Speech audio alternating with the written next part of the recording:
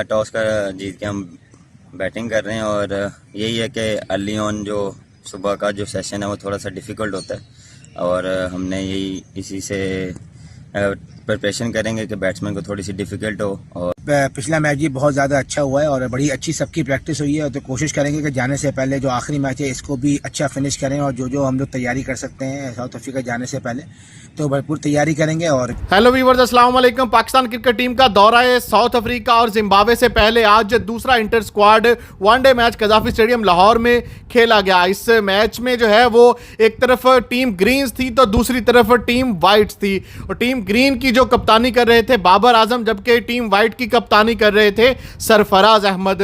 तो दोनों मैच के दौरान बहुत ही जबरदस्त मनाजर जो है वो देखने को मिले। शर्जील खान जो कि रिसेंटली पाकिस्तान क्रिकेट टीम में उनकी वापसी हुई है, उन्होंने क्या किया, अपनी फिटनेस को साबित करने के लिए उन्होंने बैटिंग कोच यूनुस खान को अपने कंधों पर उठाया और पूरे कजाफी स्टेडियम का चक्कर लगाया और इस तरह उन्होंने अपनी टीम मैनेजमेंट को इंप्रेस करने की कोशिश की। आप देख सकते हैं कि यूनुस खान को शर्जील खान ने जो है वो अपने कंधों पर उठाया हुआ है और उन्होंने पूरे ग्राउंड का चक्कर लगाया।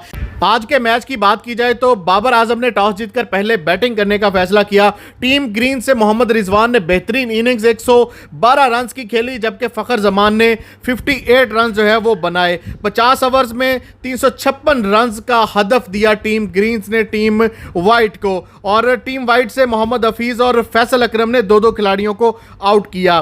टीम वाइट से आसिफ अली ने 93 रन बनाए, उस्मान कादर ने 53 स्कोर, जबकि अब्दुल्ला शफीक ने 62 रन की बेहतरीन इनिंग्स खेली, जबकि शर्जील खान खातरख्वाह परफॉर्मेंस नहीं कर सके, 19 रन पर आउट हो गए। और इस तरह टीम वाइट जो है वो पूरी टीम 317 रन पर और 47 या 5 ओवर में पूरी टीम जो है वो ऑल आउट हो गई।